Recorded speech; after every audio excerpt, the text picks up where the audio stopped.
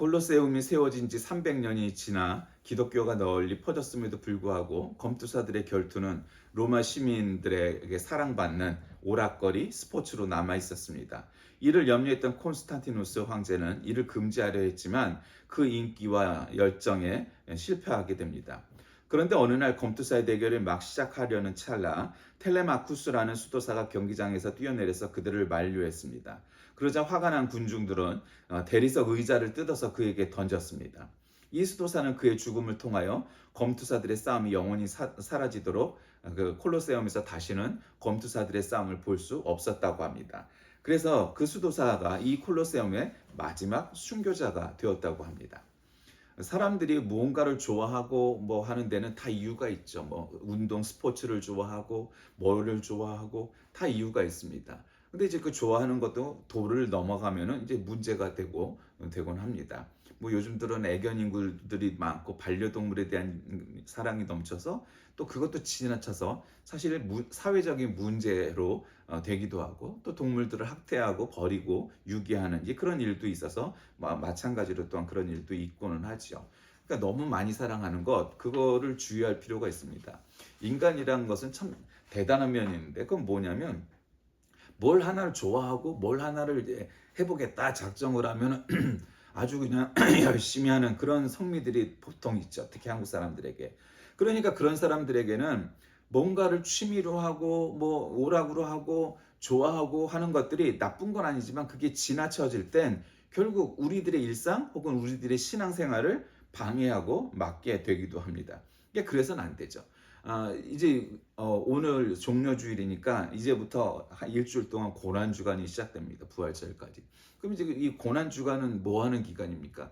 옛날 뭐 초기 교회 시대부터 중세 뭐 근세 그 정도까지만 해도 뭐 다른 날은 뭐 사순절 기간 동안 뭐 사실은 40일이 넘지만 주일 빼고 40일이니까 이 사순절 기간 동안도 사람들은 굉장히 오락을 멈추고 경건하게 살려고 하는 그러한 일들이 있었지만 뭐 지금 여러분한테 이 재예수요일부터 시작해 갖고 사순절 기간, 고난 주간 그래서 부활절까지 따지면 거의 두 달이에요, 두 달. 여러분 두 달 동안 만약에 고기를 먹지 마십시오. 뭐 이러면 나는 야 6일 동안도 고기 뭐 안 먹고 못 먹는 게 힘든데 60일은 나는 그거 할 수 없습니다. 그런 사람들 많을 거예요. 뭐 고기뿐이겠습니까? 뭐든 다 그렇겠죠. 그러니까 그럼에도 불구하고 요 고난 주간 일주일은 뭔가 오락이든 뭐 급격한 뭐든 그런 일들은 좀 자제하고 우리가 하나님의 말씀과 기도와 찬송과 어쨌든 경건 생활을 통하여서 예수님께서 이 땅에 오신 목적 잘 생각하면서 경건하게 보내도록 노력해야 되는 것이 이 경건한 기간, 경건 주간이 되어야 될 것입니다. 이 고난 주간은 바로 그러한 때이죠. 예전에 제가 아마 이 고난 주간만 되면은 말을 하는데 너무 그때 쇼크가 있어서 나름대로는 신앙생활 잘하는 분이라고 여겼는데 직분도 얘기 안 하겠어요. 그분 자제가 결혼을 하는데 이 고난주간에 결혼을 한다는 거예요. 어이 이거를 뭐라고 얘기해야 돼? 이거는 야단을 쳐야 돼, 가르쳐야 돼. 이미 날짜는 나왔어. 그렇게 하는 거 아니에요. 뭐 이럴 수가 없잖아요. 결혼식 날짜를 잡았는데. 그러니까 결혼식을 고난주간에 한다는 거는 뭐 우리가 결혼은 고난이니까 우리가 고난주간에 의미 있게 하지 이런 건 안 되죠. 그 어떤 분들은 또 그래. 이 주일날 저녁에 그러니까 해가 진 다음에 저녁은 주일이 아니고 일요일이 아니고 월요일이 시작되는 거니까 뭐 그 맞죠. 유대의 관념으로 생각하면 일요일 저녁에 밤에 하는 거는 일요일이 아니다 주일이 아니다 따라서 월요일에 포함되는 거다 유대의 전통이. 그래서 가끔 그런 분도 있어요. 뭐 그것까지야 뭐 그런 대로 그럴 수도 있다 이렇게 논리적으로 생각하지만 고난주간에 결혼식을 올리는 건 좀 문제가 있죠.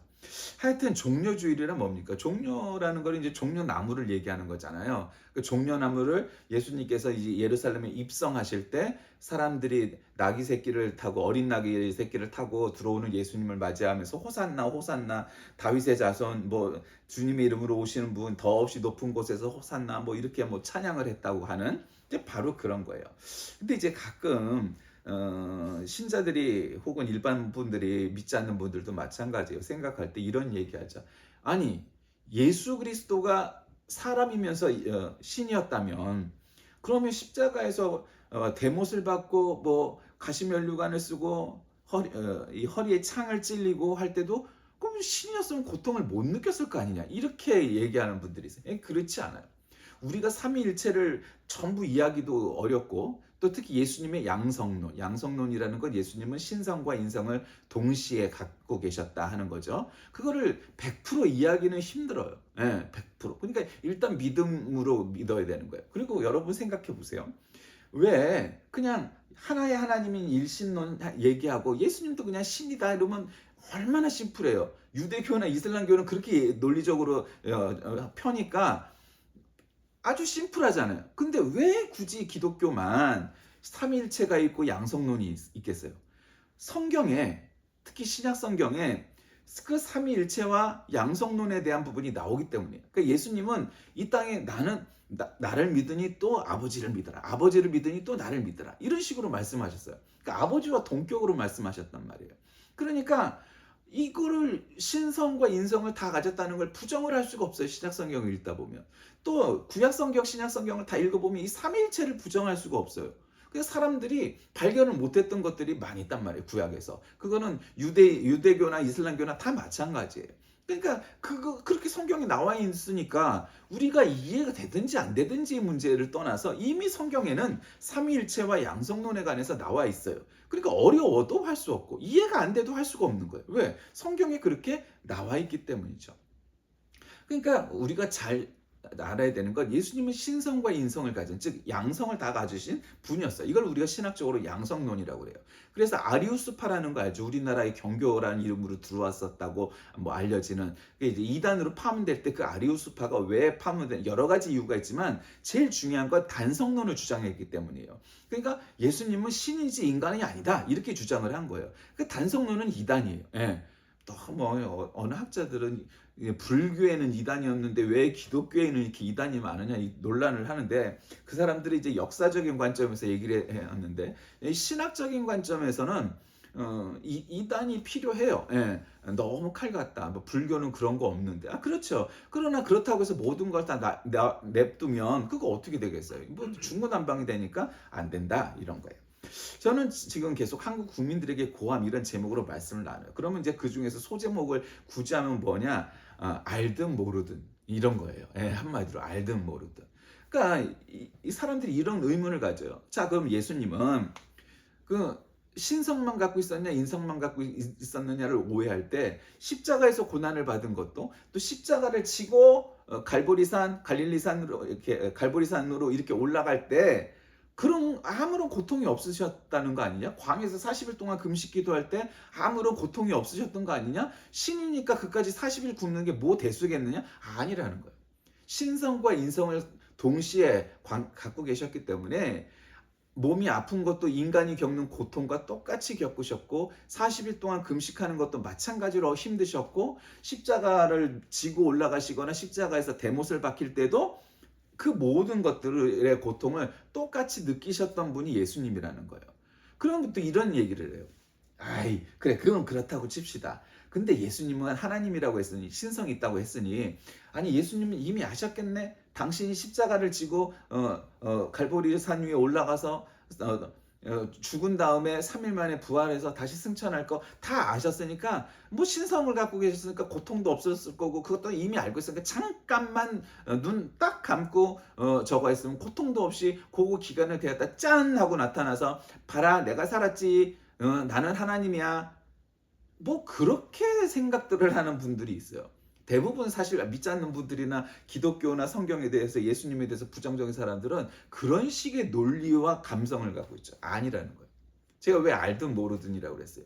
예수님께서 나는 십자가를 지고 올라갈 거고 고통을 거기서 받을 거고 모욕을 받을 거고 죽어야 되는 거고 무덤에 갇혔다가 3일 만에 부활할 거고 이 모든 사실을 알고 있어요. 물론 신이란 존재는 모든 걸 알 수 있겠죠. 알 수 있겠어요. 그러니까 제가 알든 모르든이라고 제목을 잡고 싶은 건 그거예요. 예수님이 알 수도 있었겠죠. 한편으로는. 근데 또 생각해 보세요. 예수님은 그 일들을 모두 다 알지 않으셨어요. 그걸 어떻게 알 수 있느냐? 여러분 예수님께서 이 고난을 받으실 때 이 예수님께서 받으시는 모든 고난을 이 헬라어로 읽어보면은 그렇다고 그래요. 제가 신약학자가 아니고 헬라어 교수도 아니니까 그렇지만 그 신약학자들에 따르면 이렇게 표현을 하는 거예요. 예수님께서 고난을 받으실 때 그 고난을 받았다라는 그 태가, 수동태 능동태 있잖아요. 모두가 수동태라는 거예요. 그러니까 그 얘기는 뭐겠어요? 이 모든 고난과 관련된 일들을 성부 하나님 아버지께서 주도하셨고 예수님께서는 수동태로 표현이 되어 있다는 거예요. 그러니까 예수님이 주도적으로 야, 나 조금만 고통당해서 3일 동안 죽어 있을까요? 빠이빠이 이런 느낌이 아니고 예수님은 그저 순종하셨다는 거예요. 어떤 상황이 올지 당신이 심지어 죽을지도 모르는데 그것도 어느 정도 사람이 예감이 되잖아요. 십자가에 달린다는 건 지금으로 말하면 그냥 사형이에요. 제일 흉악한 놈들 죽이는 이 사형 틀이 십자가였단 말이에요. 그러니까 예수님도 예감을 하실 수 있죠. 바보가 아니셨을 텐데, 사람도 아는데. 그럼에도 불구하고 그 모든 고난의 문장들은 예수님께 다 수동태로 표현이 되어 있다는 거예요. 그게 의미하는 게 뭐겠어요? 예수님은 그 일들을 일일이 나열할 수 없는 그 모든 고난들의 순서 속에서 그 모든 고난을 능동태로 표현되지 않은 건 하나님 아버지, 성부 하나님이 주도하셨고 성자 하나님 예수님은 그거를 따라서 순종하여 갔을 뿐이라는 거예요. 여러분 거기에 은혜가 있는 거예요. 저는 그렇게 히브리어, 헬라어 이런 성경의 원어 성경을 너무 많이 파는 거는 그렇게까지 바라지 않지만 그러나 가끔은 원어 성경에서 주는 은혜와 감동이 있어요. 그럼 뭐겠어요? 아, 예수님은 고난을 수동태로 받으신 거구나. 능동태로 받은 게 아니시구나. 그러니까 그 의미는 뭐겠어요? 내가 주도적으로 나 3일만 잠깐 죽었다 올게 빠이빠이 이런 느낌으로 받은 고난이 아니라는 거예요. 예수님도 지금 당장 당신의 인생이 어떻게 펼쳐질지 모르는 미래를 향하여 뚜벅뚜벅 나아가는 한 사나이에 불과했었다는 거예요. 여러분 우리가 인생을 살면서 어떤 사람들 그렇게 얘기해요. 예수 잘 믿으면 물질 축복받아서 여러분 부자 되시기 바랍니다. 할렐루야. 여러분 자녀들 대학에 모두 다 인류대학에 다 붙을 것을 믿으시길 바랍니다. 할렐루야. 이따위의 그런 말도 안 되는 거짓말들이 난무하잖아요. 우리나라에 특히 많잖아요. 그런 미신들이. 근데 여러분 예수 잘 믿으면 자식들이 전부 인류대 가고 자식들이 전부 출세하고 전부 부자가 되고 여러분 그러던가요? 아니란 말이에요. 그러니까 왜 알든 모르든이냐? 여러분 신앙이라는 건 그런 거예요. 여러분이 부자가 될 수도 있고 빈자가 될 수도 있고 여러분이 인류대학을 들어갈 수도 있고 삼류대학에 들어갈 수도 있고 아니 대학을 못 갈 수도 있고 여러분이 명예와 권세를 얻을 수도 있고 아닐 수도 있고 그거를 성경은 장담하지 않아요. 어느 성경 구절에 여러분 예수 잘 믿으면 신앙이 좋으면 여러분은 그냥 만사형통할 겁니다. 그렇게 얘기해요? 물론 만사형통하는 사람도 있죠. 그러나 대부분의 사람들은 모든 게 부족함이 없어요. 여러분 정말 아무것도 부족함이 없어요. 그런 사람 본 적 있어요? 나는 한 번도 평생 본 적이 없어요. 그러니까 어느 순간에는 나는 만사형통하고 아무 부족함이 없어요. 그런 순간이 오죠. 인생이 살다 보면. 그게 짧으냐 기냐의 문제인데 그 인생도 어느 순간에 보니까 어려움이 생겨요. 어느 대학의 유명한 교수님이 계셨는데 그 교수님은 그런 고백을 했대요. 신자였는데 크리스찬이었는데 난 인생에 한 번도 실패가 없었다. 근데 나중에 40이 넘고 하니까 문제가 결국 생겨서 여러 시련이 왔다는 거예요. 여러 시련이. 학교에서도 잘릴 위기가 오고 이혼도 하고 이런 어려움을 당하는 그런 교수님이 계셨어요. 왜 그랬겠어요? 나는 내 인생에 한 번도 브레이크가 없고 실패가 없었다고 그렇게 자신감 있게 살았는데 자기가 예측할 수 없는 미래가 다가오자 속수무책으로 그 고난의 수동태로 참여하게 되었다는 거예요. 여러분 그런 거예요. 인생은 우리가 예수님께서 고난의 수동태로 참여하셨던 것처럼 우리도 우리의 인생이란 건 고난이라는 건 우리가 수동태로 참여할 수밖에 없는 과정인 거예요. 나는 그 고통, 나는 그런 고난 안 겪을 거야. 나는 그런 실패, 나는 그런 좌절 안 겪을 거야. 라고 아무리 선언하고 자반심에 차 있어도 우리는 그저 수동태로 딸려 들어갈 수밖에 없는 거예요. 내가 믿음이 좋으니까, 내가 믿음 생활을 몇 년을 했으니까, 내가 부자니까, 내가 똑똑하니까, 내가 하니까 따위의 일들과는 아무런 관련이 없는 거예요. 결여가 없는 인생이 어디 있습니까? 부족함이 없는 인생이 어디 있겠습니까? 문제가 없는 인생이 어디 있겠습니까? 부자니까 문제가 없을 것 같다고요? 아니에요. 그렇지 않아요. 그 부자가 안 돼봐서 그런 소리 하는 거예요. 학식이 많고 똑똑하면 문제가 없을 것 같다고? 아니에요. 믿음에 열정이 있어서 열심히 교회에서 봉사하고 신앙생활하는 사람들은 그런 문제가 안 생길 것 같다고요? 아니에요. 그렇지 않아요. 믿음이 좋은 사람들이 시험도 크게 와요. 믿음 없는 사람들이 시험도 안 커요. 그러니까 인생은 고난의 수동태로 참여하는 과정인 것이에요. 여러분 그걸 우리가 기억해야 돼요. 나는 고난을 받고 싶지 않으니까 고난을 안 받고, 나는 고난을 받고 싶으니까 받고, 내가 그렇게 스스로 능동적으로 선택할 수 있는 문제가 아니라는 거죠. 예수님께서 고난을 받을 때마다 그렇게 수동태로 기록되어 있다는 것을 여러분 기억하셔야 돼요.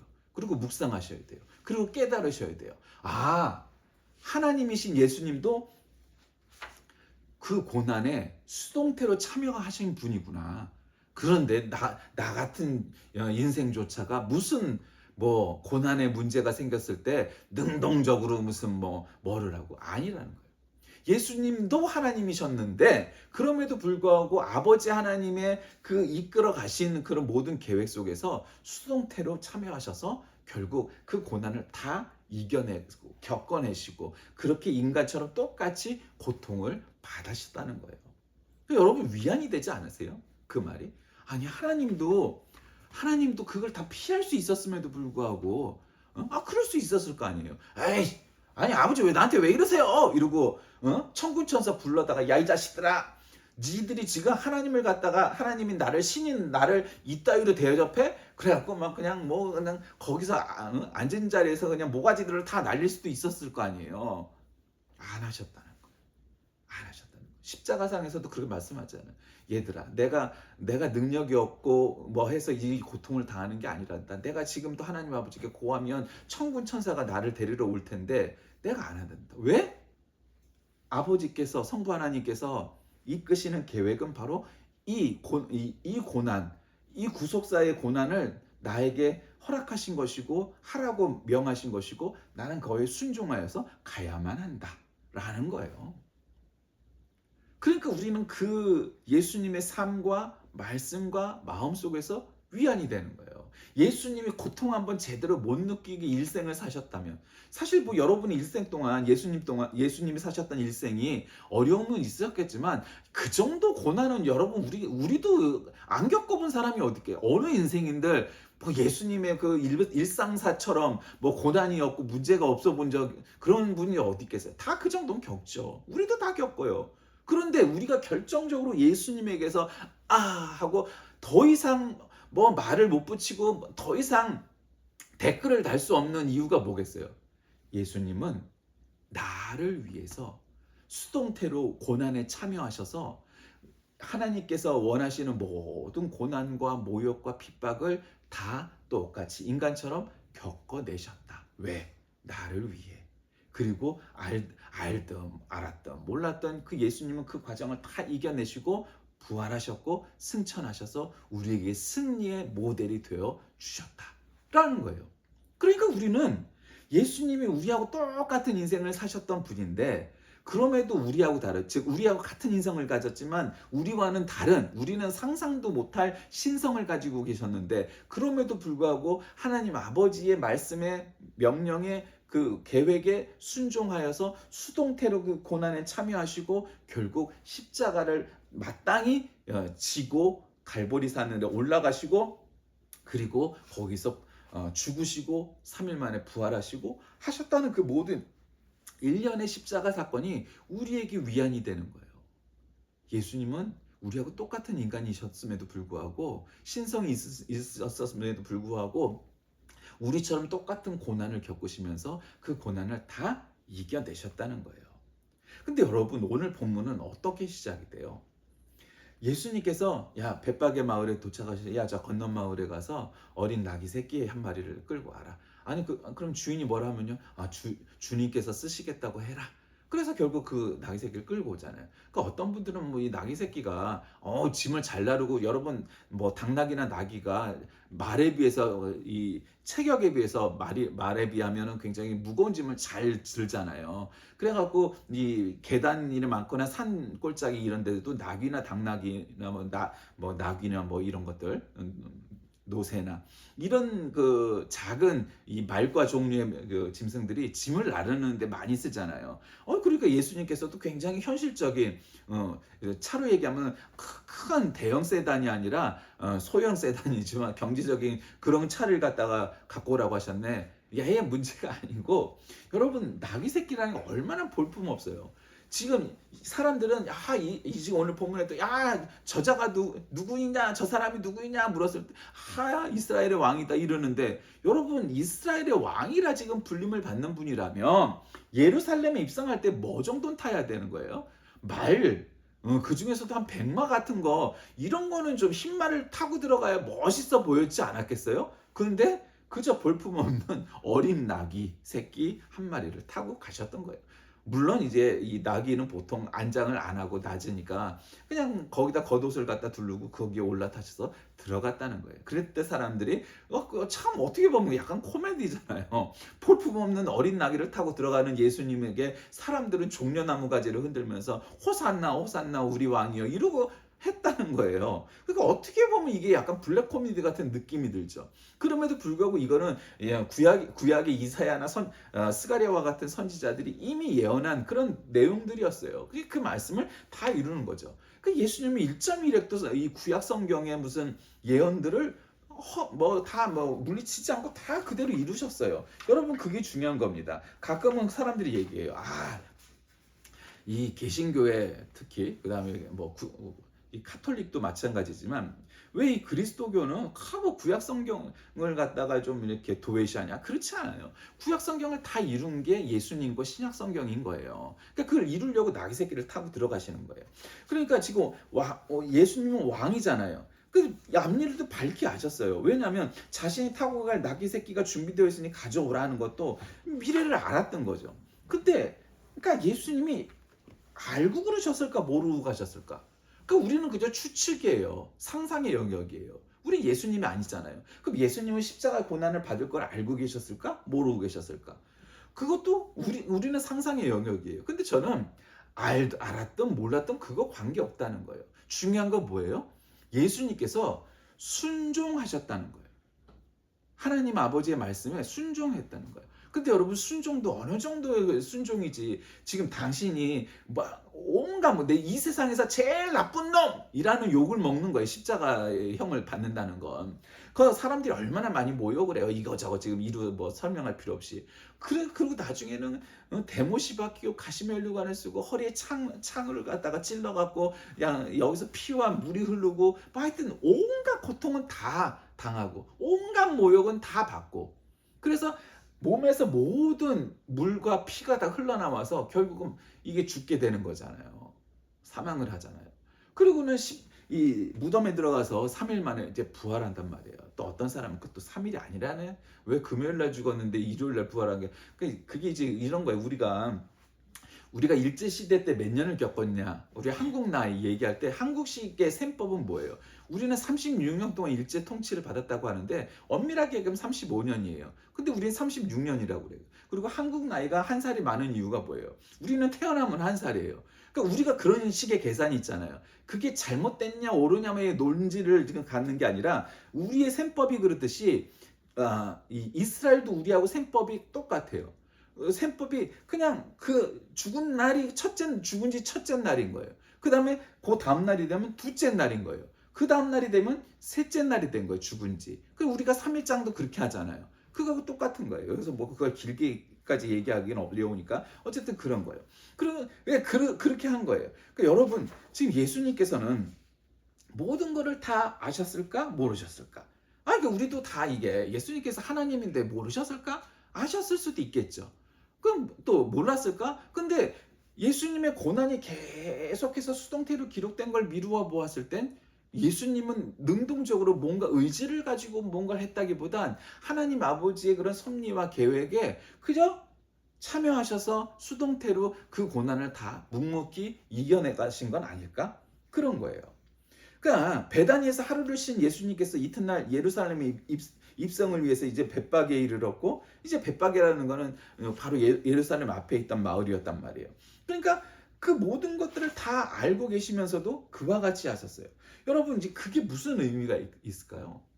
예수님이 아셨을까 모르셨을까?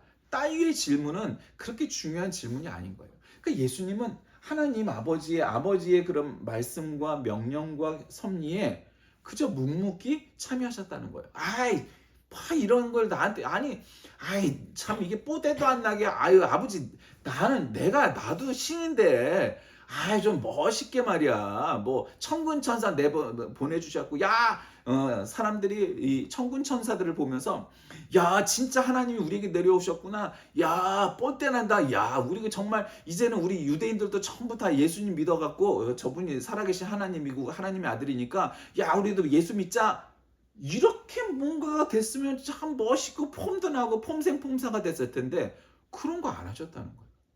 태어나실 때도 베들레헴의 말구육간에 거기서 태어나시고, 돌아가실 때도 갈보리 해골산에서 십자가에 달려서 가장 천한, 가장 흉악한 범죄인들로 사형시키는 방법으로 돌아가셨고, 무덤도 남의 무덤을 사실은 빌려 쓴 거나 마찬가지죠.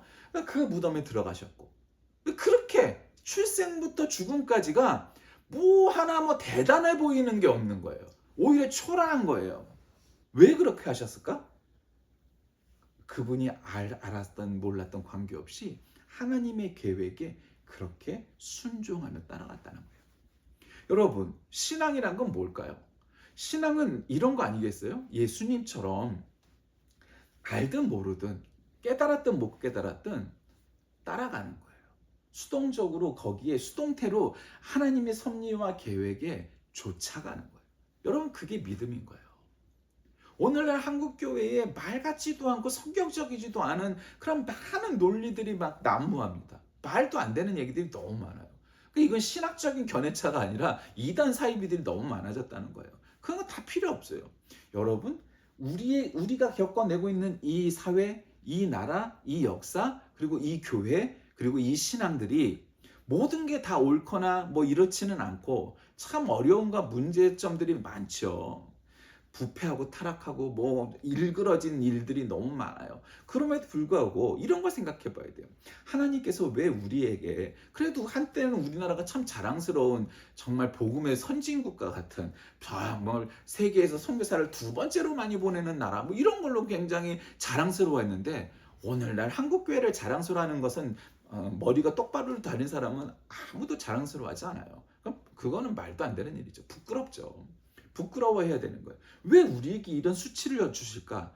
이 수치도 여러분, 예수님이 고난에 참여하셨던 그 모습처럼 우리도 수동태로 따라 들어가 이 수치와 이 고난과 이 환난의 시기를 겪어내야만 하는 거죠. 그래서 하나님께서 결국 그 예수님을 통해서 십자가에서 돌아가시게 했지만, 죽게 하셨지만 3일 만에 부활케 하시고 또 승천시키셨던 것처럼, 우리 한국교회도, 우리 대한민국도, 또 우리 한 사람 한 사람도 그렇게 이 종려주일, 이 고난주간 시작되는 시점에 그 예수님의 그 모습과 같이 우리도 그 고난의 수동태로 참여해서 결국은 어느 순간 우리를 십자가에 달려서 우리를 죽게 하실 거겠지만, 그러나 거기서 부활시키시고 승천하실 것을 믿으며 여러분 한 발짝 한 발짝 나아가시기 바랍니다. 그럴 때 여러분의 삶 속에서 알든 모르든 그 순종의 신앙이 여러분의 인생, 여러분의 영혼, 그리고 여러분의 후손까지도 다 살리는 그러한 길이 될 겁니다. 우리도 예수님처럼 알든 모르든 관계없이 하나님과 하나님의 말씀에 순종하여 예수님처럼 승리하는 저와 여러분들 다 되시길 주의 이름으로 간절히 기도하겠습니다. 살아계신 하나님, 알든 모르든 정말 그 고난에 참여하셨던 예수님처럼 우리도 그와 같이 하나님의 섭리와 계획에 참여하여, 그래야 하나님께서 우리들에게 바라시고 원하시는 것이 무엇인지를 참으로 깊이 깨달아 예수님처럼 부활 승천하는 우리 모두가 되게 인도하여 주옵소서. 예수님의 이름으로 간절히 기도드립니다. 아멘.